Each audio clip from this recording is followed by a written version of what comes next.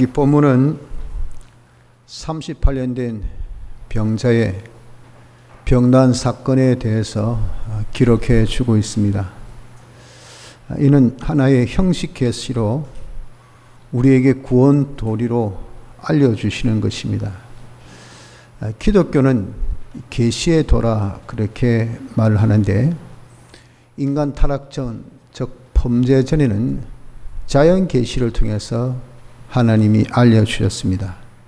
로마서 1장 20절에 창세로부터 그의 보이지 않는 것들, 곧 그의 영원하신 능력과 신성이 그 만드신 만물에 분명히 보여 알게 되나니 라고 하신 대로, 하나님께서 지으신 만물에 하나님의 속성을 다 나타내어 보이셔서 그걸 보고 하나님을 섬길 수 있도록 그렇게 되었습니다. 인간이 범죄에서 타락한 이유는 그것으로서 충분하지 못했습니다. 그래서 우리에게 주신 다른 계시 있으니 그것이 특별 계시입니다. 특별 계시란 것은 형식 계시와 문서 계시, 그 문서 계시 안에는 엄밀 영감 계시도 포함됩니다. 이 두 가지를 두고 특별 계시라 그렇게 말씀합니다. 이 문서 계시, 즉 그 안에 있는 영감 계시는 보다 더 확실한 그런 계시로서 우리에게 제일 잘 하나님을 나타내고 우리가 이룰 구원 도리를 제일 잘 알려주는 겁니다.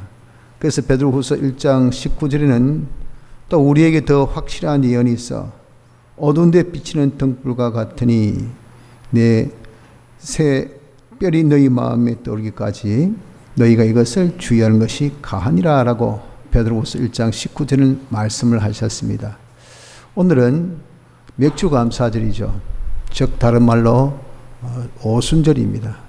오순절의 그런 신령한 이 의미는 십계명 주심에 대한 감사의 절기고, 신약에 와서는 오순절에 성령이 임하셨습니다. 성령 임함을 감사하는 절기가 오순절 맥주 감사절입니다. 이것은 보리 농사 때와 맞물려 있기 때문에 그래서 농경 축제일도 겸하는데, 이런 보리 농사 이후에 하나님의 은혜로 참 농사를 잘 지은 것에 대해서 감사 플러스 그 감사에 아울러서 십계명을 출애굽 이후 50일째 되는 날 주신 이 은혜, 십계명 즉 신구약 성경 말씀을 주신 이 은혜와 또 신약에 와서 오순절 때 성령 강림하신 이 은혜에 대해서 감사하는 절기가 오늘 맥주 감사절 오순절이라는 겁니다. 이렇게 우리에게 성경 주시고 영감 주신 것은 이것은 특별 계시입니다. 그래서 우리는 이런 병난 사건 같은 이 기적 같은 표적 같은 역사가 성경에 많이 기록되어 있습니다.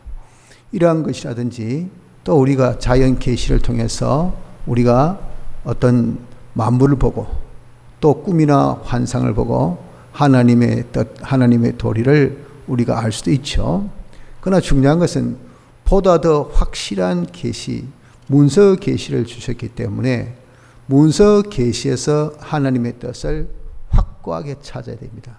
그래야 불건전한 그런 극단적인 신비주의에 빠지지 않게 되는 겁니다. 그런데 이 성경은 성경으로 해석하는 원칙이 있습니다.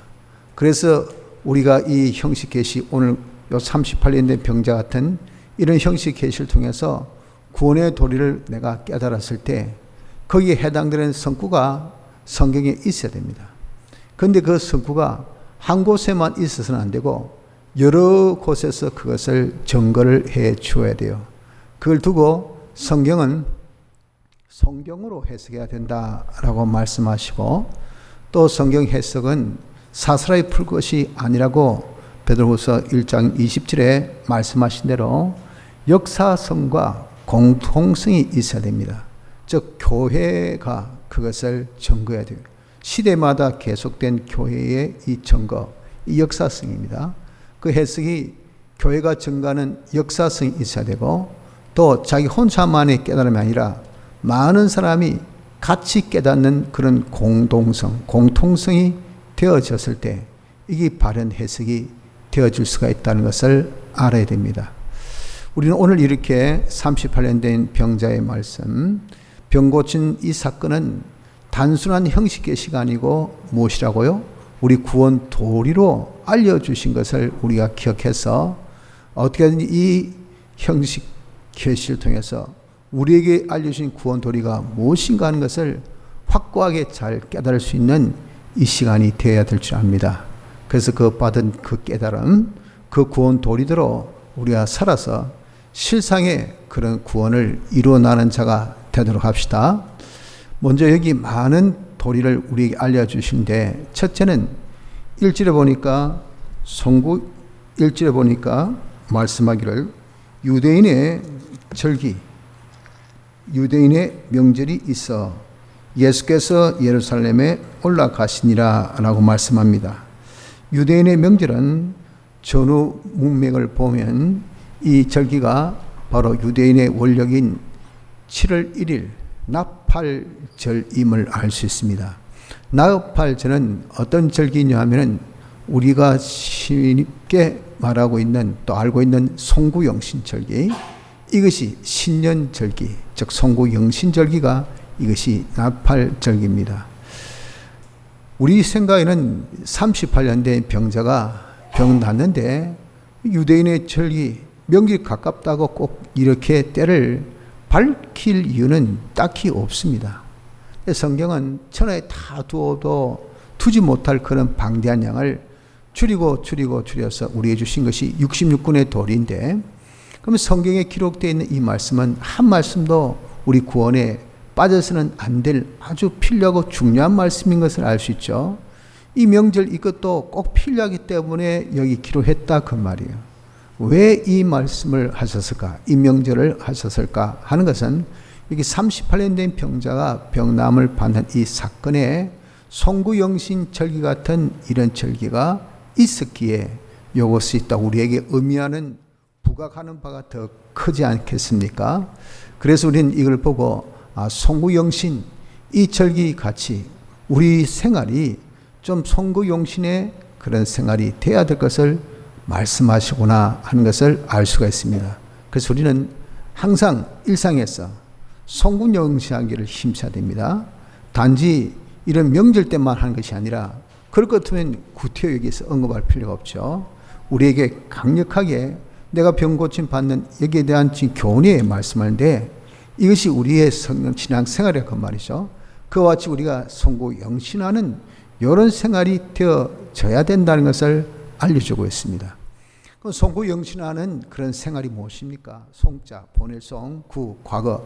과거에 좋은 거, 아니 나쁜 거, 묵은 거, 때 묻은 거, 더러운 거, 잘못된 거, 항상 자기가 자기를 살펴서 이 시간, 이 순간에 자기의 잘못, 자기의 과거에 잘못된 것을 우리 항상 회개하고 씻고 정리하고 버릴 수 있는 이런 생활이 되어져야 되는 겁니다.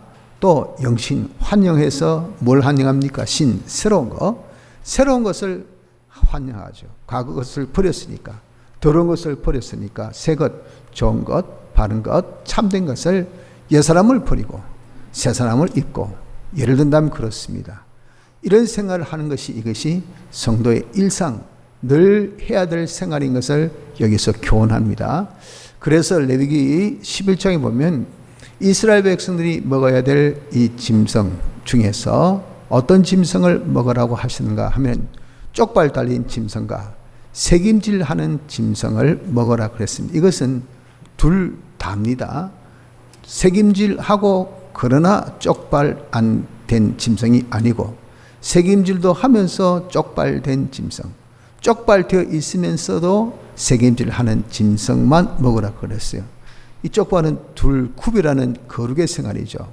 새김질은 오늘 말씀까지 송구영신입니다. 항상 자기가 과거를 생각하고, 그리고 또 받은 은혜를 생각해서 잘못된 것은 지금 고치고, 또 자기에게 필요한 것은 지금 하고, 또 이것을 자기가 가지고 하는 이런 것이 송구영신이 새김질한 겁니다.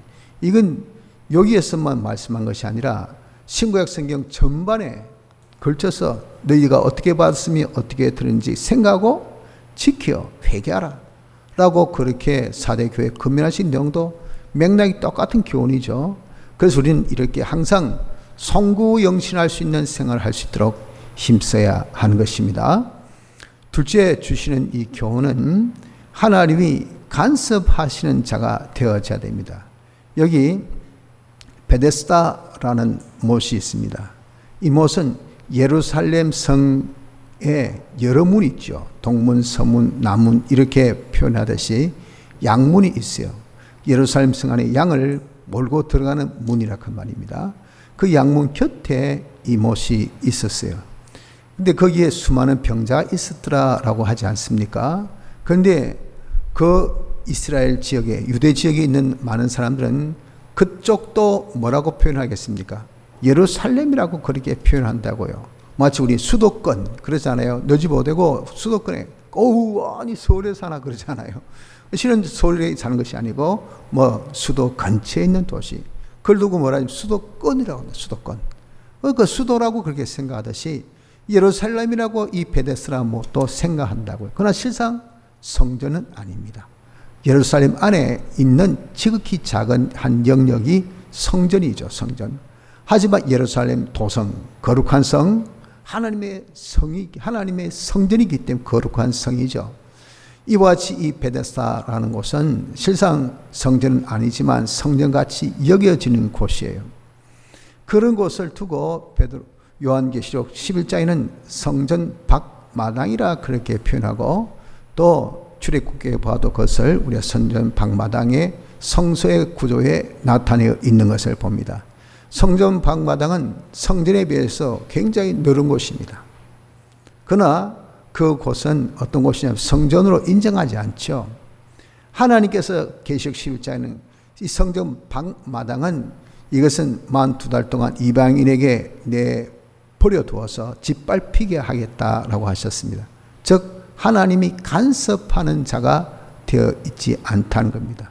그러나 그 수는 그 영역이 그 면적이 성전에 비해서 턱없이 한 18배만큼 넓기 때문에 많은 수의 사람입니다.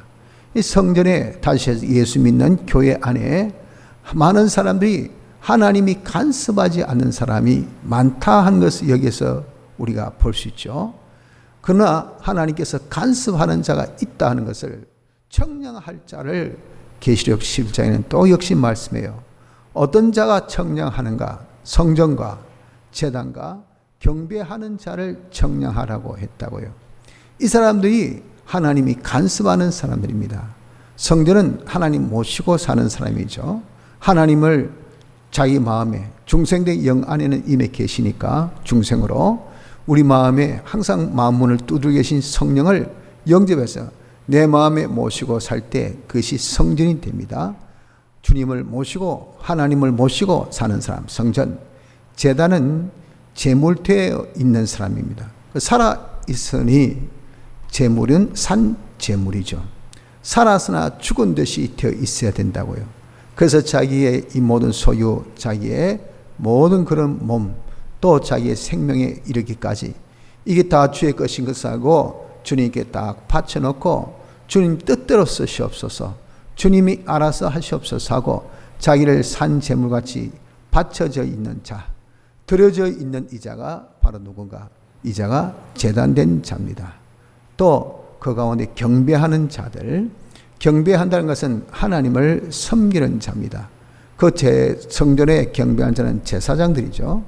이 자들이 하나님을 섬기는 것은 그것은 지금 우리는 어떻게 하는 것이 하나님을 섬기는 것인가? 그것은 하나님만을 바라보고 하나님만을 자기가 의지해서 하나님 말씀으로 잘 순종하는 이것이 뭐냐? 네가 나를 사랑하면 내 계명을 지키라. 우리 하나님을 사랑한 것, 이 하나님을 섬긴 거 아니겠어요? 하나님 계명 지킨 것이 하나님 섬긴 겁니다. 오직 하나님을 바라보고 의지해서 그 말씀 순종하는 이 생활이 이것이 섬기는 생활입니다. 그래서 누가 하나님이 간섭하신가? 간섭하시는 사람은 어떤 사람이냐면은 어떤 유의 신앙생활을 하는 것이냐면은 하나님 모시고 자기 모든 것을 주께 드린 채 주님만 바라보고 의지하고 순종하는 이런 자가 될 때 하나님이 간섭하십니다. 그래서 하나님께서 간섭하신다는 것은 이것은요, 정말 우리가 귀찮게 생각을 해서는 안 됩니다. 하나님께서 간섭하신다는 것은 무엇이냐면, 내가 마음 하나 잘못 먹어도, 내가 생각 하나 잘못해도, 내가 말 한 번 잘못하고, 내 눈빛 하나도 잘못 그렇게 견눈질해도 하나님의 징계가 바로 들어옵니다. 숨도 못 쉴 정도로 그렇게 하나님께서 우리를 통제하셔요.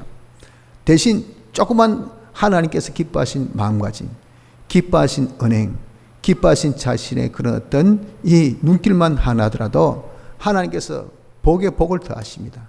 이런 자가 무엇이냐? 이런 자가 바로 하나님이 간섭하신 자인데, 이런 자는 참 복된 자입니다. 그래서 히브리 12장에는 말씀하기를 뭐라고 말씀하셨습니까? 징계 다 받는 것이거늘 너에게 없으면 사생자여 참 아들이 아니라 그랬잖아요. 징계는 하나님의 아들, 그 사람이 부모의 아들을 한다면 사랑하기 때문에 징계를 다 줍니다. 만약에 징계가 없으면 그 사람은 진짜백의 아들이 아닌 사생자예요. 사생자. 그와 같이 우리 성도는 하나님께서 사랑하신 자가 되면, 이건요, 하나님께서 간섭하신 징계 역사가 우리에게 나타나지 아니할 수가 없어요. 이것을 일상스럽게 생각하고 귀찮게 생각하고 이것을 우리에게 중압감으로 생각해서는 안 되는 것은, 하나님께서 나를 간섭하신 자, 하나님께 가까이함이 복이라, 하나님 멀리함이 화라고 하신 것처럼 하나님께 복받는 이런 위치에 있다는 것을 우리가 명심해야 됩니다. 그래서 우리 둘째는, 우리 하나님께서 자기를 간섭하실 수 있는 자로 삽시다. 그 자로 사는 것은 어떻게 살아야 됩니까? 성전과 제단과 경배하는 자로 삽시다. 하나님을 모시고 하나님께 모든 것을, 자기 것을 다 내려놓은 채, 들여놓은 채 하나님이 시키신 대로만 순종하는 요 생활, 하나님만을 바라보고 의지하고 순종하는 생활하는 요 경배하는 자의 생활 되어져서 하나님께서 간섭하는 자가 되기를 힘써야 됩니다. 셋째 주시는 이 교훈은 주님이 찾으시는 자가 되어져야 됩니다. 여기 베데스다 이 목가에 수많은 병자들이 있었습니다. 주님이 찾아오셨죠. 그런데 어떤 자에게 가셨습니까? 38년 된 병자에게 가셨다고요. 이 38년 된 병자에게 왜 가셨을까? 이도 또한 우리에게 주시는 구원 도리가 있다 그 말입니다. 그냥 가셨을까요? 그럴 것 같으면 적지 않죠. 언급하지도 않았을 거예요. 그런데 왜 이렇게 38년 된 병자에 가셨을까 하는 것은 갔어야 할 이유, 찾아야 할 그런 어떤 면이 있었기 때문에, 보니까 그런 면이 있으므로 주님이 거기에 가셨다 그 말이에요. 그 면이 무엇일까 하는 것은 우리가 알 수가 없습니다.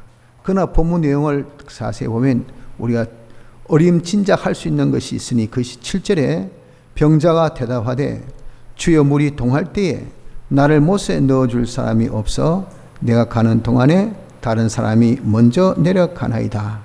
이 답변에서 우리는 추론할 수가 있습니다. 이 답변은 우리에게 뭘 보여줍니까? 추론하는 것은 첫째, 자기가 못에 들어가고 싶어도 들어갈 그런 형편과 처지가 못 될 만큼 어떻단 말입니까? 병이 짙다고요. 병이 아주 오래되었다는 것을 여기서 강조합니다. 이 말은 뭡니까? 자기가 아주 약한 자임을 말하고 있는 거죠. 둘째는 못에 넣어줄 사람이 없다 그랬어요. 아무도 나를 도와줄 이가 없다는 것을 고백하는 겁니다. 또 셋째는 가는 동안에 다른 사람이 먼저 내려갑니다. 다른 사람의 방해가 있다는 겁니다. 다른 사람 방해가 있다는 것은 내가 누군가를 의지할 만한 자도 없다 하는 것이죠. 요 세 가지 면이 무엇입니까? 이것이 주님을 끌은, 주님께서 그런 자를 찾은 이유였다는 것을 여기서 우리가 알 수가 있는 것입니다. 그래서 우리도 마찬가지입니다. 주님이 우리를 찾아오시고 주님께서 정말 나를 관심 여기시고 나에게 오셔서 역사해 줄 수 있으려면 내가 어떤 자가 되어야 할 것인가, 여기서 우리가 알아야 된다는 거예요. 이것이 바로 뭡니까? 우리에게 주신 구원 도리예요. 형식 계시를 통해서 우리에게 알려주신 구원 도리, 우리는 어떤 자가 되어야 될까요? 우리 역시도 38년 된 병자다 라고 하는 것처럼 나는 아주 약하고 부족한 자다 하는 것을 자신이 느껴야 합니다. 우리에게 있어서 이런 약점은요, 주님의 이 손길을 끌어오는 방법이 됩니다. 복음 전하는 데 있어서 제일 중요한 것이 뭔지 압니까? 그것은 그 사람으로 하여금 죄인인 것을 알게 하는 겁니다. 죄가 있다고 하면 십자가를 붙들어요. 십자가에 넣게 됩니다. 죄가 없는데 십자가와 무슨 상관이 있습니까? 처럼 내가 강한데 내가 부족한 것이 없는데 무슨 구원주, 우리의 도움주, 우리의 구세주 주님이 무슨 필요가 있습니까? 아무 소용없어요. 자기 하나로서 족하고 자기가 의지하고 있는 것으로 족하죠. 그래서 내가 약한 것만큼 주님을 끌 수 있고 내가 약한 것이 있는 것만큼 주님이 와서 역사해 줄 수가 있다는 것을 기억해야 합니다. 그래서 고린도후서 12장 1절에 그러므로 내가 그리스도를 위하여 약한 것들과 능력과 궁핍과 핍박과 곤란을 기뻐한다 그랬어요. 바울의 고백입니다. 내가 주님을 위하여서 오히려 내가 약한 거 능력받고 궁핍하고 핍박받고 곤란을 기뻐하는 이유는 왜 그럴까? 그 이유는 내가 약할 때에 그때 주를 위해서 그리스도를 위해서 주님이 오셔서 나에게 역사해 줄 수가 있기 때문에. 그럼 어떻습니까? 내가 나를 위해서 역사보다 주님이 나를 위해서 역사할 때가 더 강할 때가 된다고요. 그래서 내가 약할 그때가 곧 뭡니까? 곧 강함이라고 그렇게 말씀한 겁니다. 그래서 여러분들 우리는 내가 이만하면 됐다, 나는 할 수 있다, 나는 뭐 가졌다 라고 하면 오만한 자의 자리에 앉는 그런 자는 우리 주님이 상관하지 않습니다. 아무 주님과 상관이 없어요. 주님이 그런 자에게 오실 수가 없습니다. 자기 약함을 자랑하십시오. 자기가 약하다는 것을, 자기가 부족하다는 것을, 이것을 느끼는 자가 되어져야 됩니다. 둘째는 이 38년 된 병자같이 우리 역시도 사람으로부터 아무 도움을 받을 자도 없다는 것을 자기가 알아야 돼요. 실상 그런 도움 받을 것도 없습니다.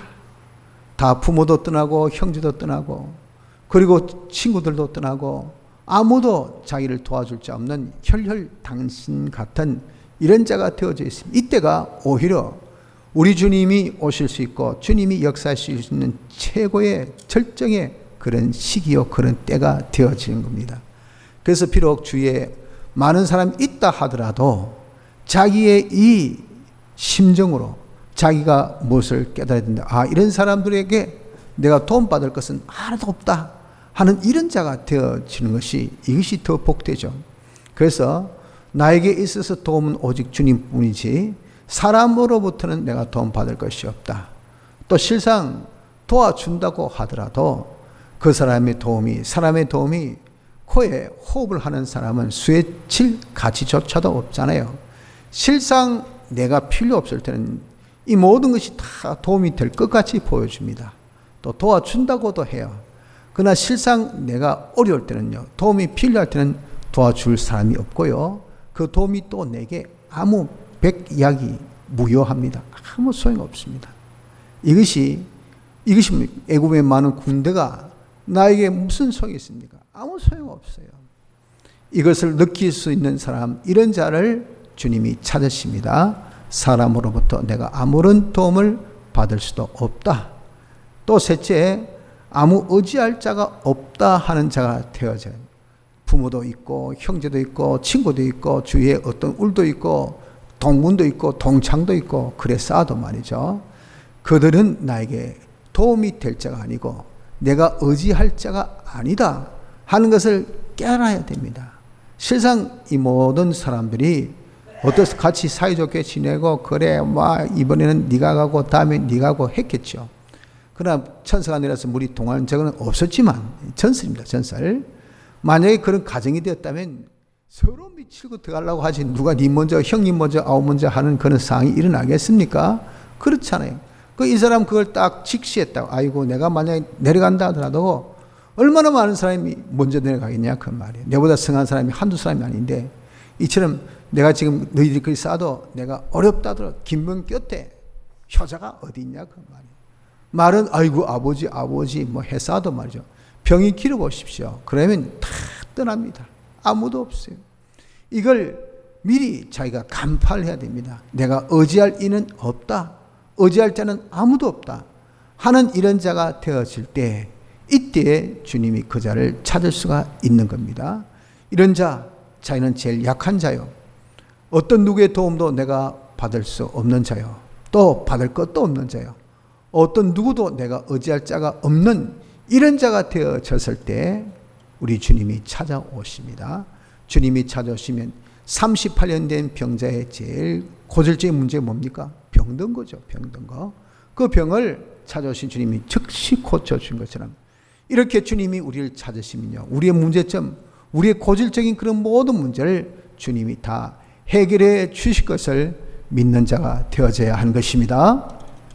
그리고 오전에 마지막 네 번째는 성전에 못 들어가는 자가 되어서는 안 됩니다. 성전에 들어갈 수 있는 자가 되어져야 되죠. 이것은 여기 형식 계시에서 베데스다라는 목가에 수많은 사람들이 있었어요. 이들은 예루살렘 성 안에 들어가지 못했습니다. 심지어 성전 안에도 못 들어간 인물들입니다. 그저 거기에 모여서 웅성웅성하고 지냈죠. 거기서 뭐하고 지냈습니까? 거기서 하는 일은 구걸 생활한다고 바빴어요. 그러니까 그들이 성전에 못 들어간 이유는 딴 것도 없어요.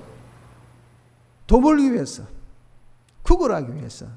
그 자리 뜨면 어떻게 누가 구걸해 주겠습니까? 예루살렘에 지금 들어가는 많은 이런 행인들에게 구걸해야 되는데 지나면 끝입니다. 지나는 순간을 포착해야 되죠. 그 자리에 없으면 이 그린 생활 구걸 못해요. 그러니 오직 구걸하기 위해서 앉아 있다 보니까 성전에 들어갈 시간이 없습니다. 성전에 들어갈 수도 없는 그런 형편이요 처지에 있었다는 것을 우리가 볼 수 있죠. 그렇습니다. 성전에 들어가지 못한 자, 즉 성경생활 못한 자가 어떤 자가 성전생활 못하는가? 그 사람은 구걸하는 사람이다 하는 것을 여기서 보여줍니다. 구걸하는 것은 무엇을 두고 구걸하는 것인가? 사람에게 얻는 겁니다. 다른 사람에게. 다른 사람을 의지해서 사는 겁니다. 다른 사람의 덕을 보고 다른 사람에게 도움을 입고 그래서 그 사람을 의지해서 사는 그런 생활, 그런 자를 구걸하는 자, 그런 생활을 구걸 생활이라 하는 것을 말씀합니다. 자, 우리 성도의 본분이 뭘까요? 우리 성도의 본분. 지금 우리가 8월 집회 말씀 리뷰하는데 8월 집회 말씀 초두에 우리가 배웠던 말씀이죠. 교회는 어떤 것이 교회였습니까? 그리스도의 몸인데 그리스도의 몸이라는 것은 하나님의 충만으로 충만하여 만물에게 충만케 하는 것이 교회의 이런 본분, 본업인 것을 말씀했습니다. 그래서 이 교회라는 것은 성도는요, 하나님의 충만으로 충만하여 하나님에게 받아야 돼요. 그럼 받기를 다른 사람이 받는 것이 아니에요. 우리는 하나님께 하나님의 어느 정도 충만. 그러니 우리가 자꾸 성전화되고 성전하기 힘쓰는 것은 충만함을 받을 수 있는 그릇을 자꾸 키워나가라고 하는 거예요. 하나님의 충만은 모든 만물이 주의 것인데 만물만 해도 여러분 어디 양이 한두 가지입니까? 이걸 다 받을 수 있는 그런 자기의 이 실력 그릇이 되려면 얼마나 커야 되겠습니까? 만물만이 아니잖아요. 우주계 영계까지 다 있잖아요. 하나님은 무한하신 분 아닙니까? 그러니까 하나님의 충만이라는 것은 이루 말할 수 없습니다. 그것을 다 받는데 아니 쪼잔하게 사람한테 받을 게 뭐가 있어요? 하나도 없어요. 우리 하나님께 충만함을 받아서 그 다음 일은 만물에게 그 받은 충만함을 줘요. 근데 희한한 것은 빠지면 들어오고 빠지면 들어오고 이겁니다. 원리가. 그러니까 쭉쭉 잘 빠져야 쭉쭉 잘 돌아옵니다. 여러분 인간의 그런 생리 형상 뭐 제가 구태여 이 자리에서 설명 안 하셔도 다 아시는 바죠. 잘 빠져야 잘 먹게 돼 있어요. 잘 배설해야 잘 여러분들 건강을 자기가 먹을 것을 먹을 수 있습니다. 우리가 잘 베풀어야 하나님께로부터 잘 받아요. 그래서 받는 것보다 주는 것이 뭐랬습니까? 복이 있다 말씀합니다. 사도행전 20장 35절에 범사에 너에게 모범을 보였느니 곧 이같이 수고하여 약한 사람들 덮고 또 주 예수의 친히 말씀하신 바 주는 것이 받는 것보다 복이 있다 하심을 기억하여야 할지니라. 이것이 우리 인생, 아니 예수 믿는 자의 본분입니다. 본분. 그런데 내가 지금 사람에게 구걸 해서 살려고 합니다. 내가 사람에게 얻어먹고 살려고 합니다. 사람에게 덕을 보고 살려고 합니다. 사람을 의지해서 살려고 합니다. 그럼 본분이 맞습니까? 자기 본업에 충실한 자입니까? 이건 자기 본분과 본업에 완전히 반대된 모습이에요. 그러니까 하나님께서 함께 하실 수 있겠어요? 하나님이 절대 함께 할 수 없습니다. 하나님이 그 안에 거하겠습니까? 하나님께서 그 안에 거하실 수가 없어요. 하나님이 동행하시겠습니까? 하나님이 동행하실 수 있는 사람이 되어지지 못한다 그 말입니다. 그래서 이 사람은 뭡니까? 하나님을 모시고 사는 성전 생활을 못합니다. 성전 생활을 절대 할 수가 없죠. 하나님이 그 안에 계실 수 없는 그런 형태가 되어 있는데 어떻게 성전 생활을 할 수가 있겠습니까? 그러므로 이런 우리는 다 예수 믿는 사람 무엇입니까? 예수 믿는 사람은 하나님 모시고 사는 성전이죠. 성전된 사람은 성전 생활을 해야 돼요. 우리가 성전 생활을 하려고 하면 무엇을 하지 말아야 됩니까? 구걸하는 생활을 해서는 절대 성전 생활을 할 수 없다는 것을 여기서 주시는 이 형식 계시도리의 교훈인 것을 우리가 굳게 붙읍시다. 내가 하나님 모시고 성전 생활 하려면 나는 어떤 사람 구걸하지 않고 오직 하나님께만 받아서 하나님께만 지혜도 능력도 그리고 우리의 필요한 진리도 영감도 내게 필요한 모든 것들 어떤 것도 우리가 그게 빠짐없이 내 건강도 내게 필요한 경제도 돈도 직장도 내게 필요한 어떤 재능도 하여튼 모든 것은 누구에게 모든 것의 근원은 하나님께 있으니까 하나님께만 받으려고 하십시오. 하나님께 받아서 그것으로 자기의 만족을 삼고 그것으로 자기의 전부를 삼아서 자기 하는 일은 나눠주는 일 이런 일만 힘쓰는 자가 되면 하나님이 함께 할 수 있는 하나님의 성전이 됨을 꼭 기억하기를 바랍니다. 성도 여러분들 오늘 오전을 통해서 38년 된 병자의 이 병난 형식 계시 이 계시가 우리에게 주는 구원도리 네 가지를 우리가 이 시간 살펴보았습니다. 송구영신하는 자가 되자.